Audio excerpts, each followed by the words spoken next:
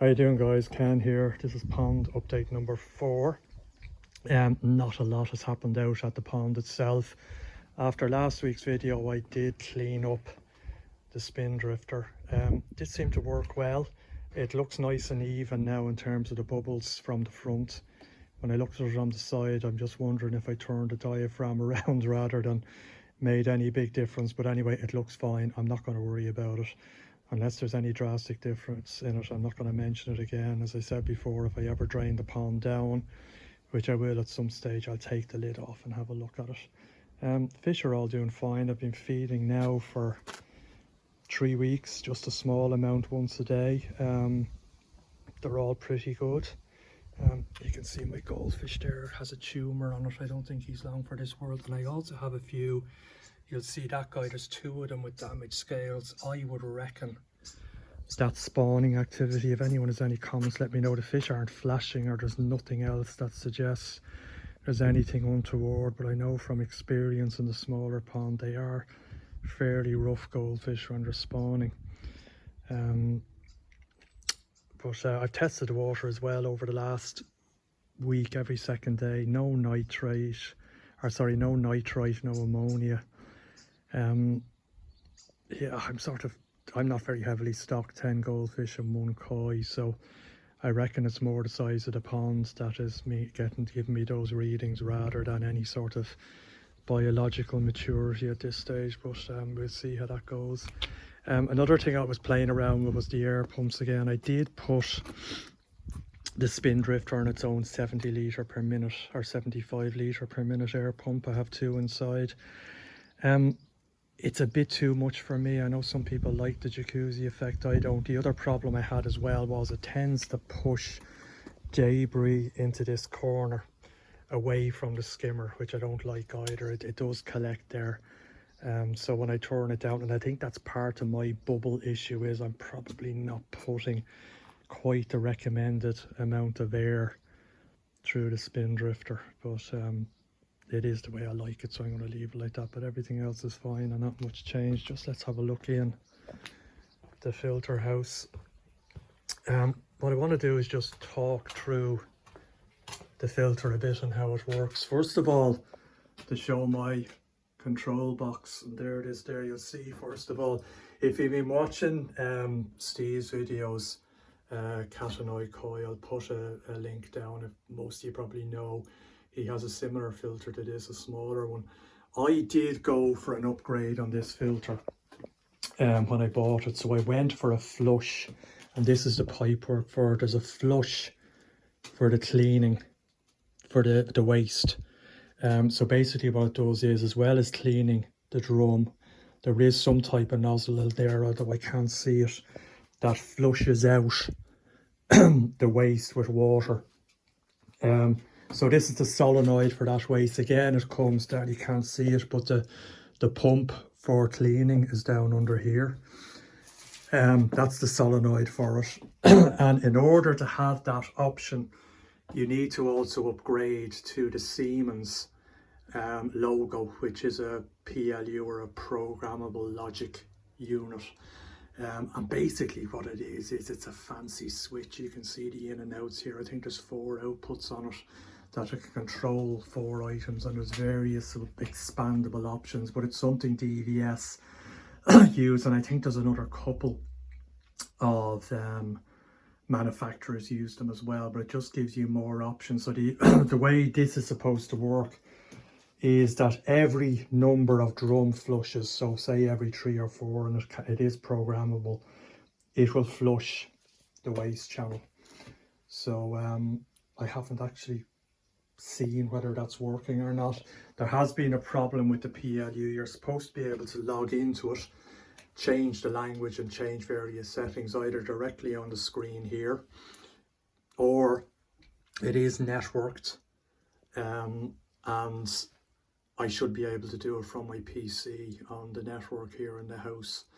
Unfortunately, there is an issue with it, with the code, and I've highlighted the DVS, they're looking at it. I think what has happened, given my own IT background, is that Siemens have updated the firmware on the logo, which it updates itself automatically, and it's broken program that DVS use. So they're working on it. I was on to Patrick and DVS. He said, listen, we'll have someone looking at it and we'll send you, I think there's a card with their program goes in that slot there. So it's fairly sophisticated. If you saw Steve's as well, mine is the 2021 version of the DVS combi filters.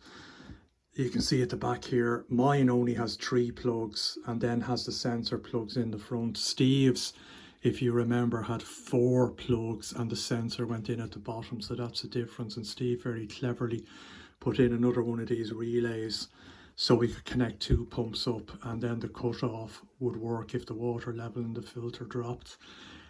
Not as technically gifted as Steve, so I probably won't do that. What I might end up doing, because I don't have 2 sockets, is maybe just mount another double socket here with a lead and a plug off it and plug it in to my single socket there. Because what happens on the drum is, you'll see there's a float switch there. If the water drops to a dangerous level, where there is danger of the pump running dry, the control unit will shut off the pump, so the pump plugs into the control unit, so it will just cut the power to that plug basically and stop the pump from running dry. You'll notice a difference on mine as well to Steve. Steve's has a 3-pronged sensor, and that's the norm on the sort of Quinny/Coy / DVS filters. Mine has a metal float switch. Seemingly the 3-pronged sensors don't work with the Siemens logo, only the float switch, so not a big deal, does the same job, not pushed about it. But it'll be interesting to see, and I'll do another video when I do get that thing up and working, what I can do over the network. Is it purely settings? I think you can set, for example, the length of the wash cycle, so when the filter washes, at the minute it's about 10 seconds, which is, I've no reason to change that, it's working fine. But you can change that, and certainly change as well how many times the waste chute gets flushed out. I think it's set to every 4th wash at the minute, but you can see there the waste chute, as you would expect to see, is very clean anyway. It's only up and running 3 weeks. Just to talk through my filter, you'll see first of all, I have a torch here. I did go, I have 3 inlets, I have 2 bottom drains, and I've 1 skimmer. The skimmer's in the middle and the bottom drains are left and right. There are gate valves there. There's 2 reasons I went for gate valves. One is the space. They take up much less space. I don't think if I went for 110mm or 4-inch ball valves, I'd be able to have them in a line like that. So it's space. The second reason is the price. I mean, those gate valves work out at around £40 or 45-50 euro each. A good quality ball valve, I got quoted a price of 190 euro each here in Dublin, so they are far more expensive. So particularly when, you know, they're valves that are going to be open the vast majority of the time. The only time I close those is to do some maintenance on the filter. Gate valves do have the issue that they're not always watertight, particularly as they age, but even if there's a trickle in when I'm doing some maintenance on the filter, it's not the end of the world. And this is the dirty side, so this is where the water comes in. You can probably see just at the bottom there, you can see the outlets. There is a bit of settlement there as well, which I will, it's more around the middle one, which is the skimmer, which maybe makes more sense. It's skimming off a fair bit, or maybe it just settles there, I don't know. But it's always something I can get a vac into easily. You can see then in the center there's a big hole, so it allows the water, there's a bit of settlement there as well, it allows the water to flow in to the center of the drum, so the water rises, flows into the center of the drum, and then the water basically flows from the center outwards, and outside the drum is then the clean side. And as the inside of the drum fills up with waste, with algae, or whatever you're pumping out, the water level will slowly start to drop, and that's where the float switch comes in. The float switch then triggers the wash cycle. The drum spins on the motor here. The valves the pump pumps water from the clean side, from the biological side, and basically washes out the drum.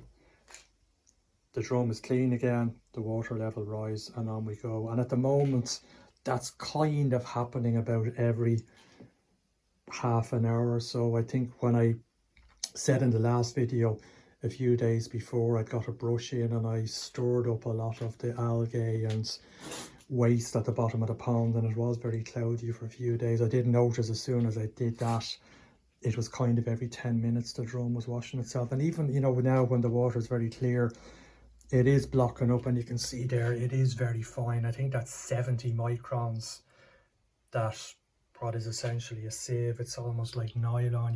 You wouldn't see the holes in it. You know, it doesn't take much, so you wouldn't necessarily see with the naked eye when it's flushing out. And I have a look, it's like clean water, although obviously as the water level is dropping, it's blocking the drum. Then, as this is a combi drum, the water flows through the slats down here into the biological chamber. This media, it's not your kind of standard media I got. It was from Coastal Koi, a kind of a it wasn't your sort of K1 or K2. I'll put a link up to it, but Coastal Koi do have other slightly cheaper options, so I went for that. It's very like the Helix media or something like that. And you can see, as I mentioned in the last video as well, the sponge from my old pressure filter is still in there, so it's hopefully giving it. And then the water comes in here and gets pumped. You can see there's more grids down there, and it gets pumped out. So this is a gravity system, which basically means the level in here now is the same as the level in the pond. And you know, you'll see plenty of videos on what a gravity system is, but you know, you have two vessels, you join them by a pipe at the bottom. Regardless of what size the vessels are, the water will settle at the same level in both. So it's important to get the drum, and that's why I dropped my floor as well in the shed, just to get that extra few centimeters to get the level right for this drum. But it's important to get that level right. So as the water comes in, you can see everything's turned off, so the water settles, nothing's happening, it's at the same level as the ponds. However, when you start pulling the water out and pumping it out back to the ponds, you disturb the level, the gravity, and the water will rush in again from the pond to try and maintain that equilibrium between the two. And that's basically the way it works. So that's really it. Another thing I wanted to show on Steve's video, so I have my UV down there I mentioned before. Steve was talking about putting it on the dirty side. You can see mine, and it might be the newer DVS filters, but mine actually has a bracket there that the UV can be put in there.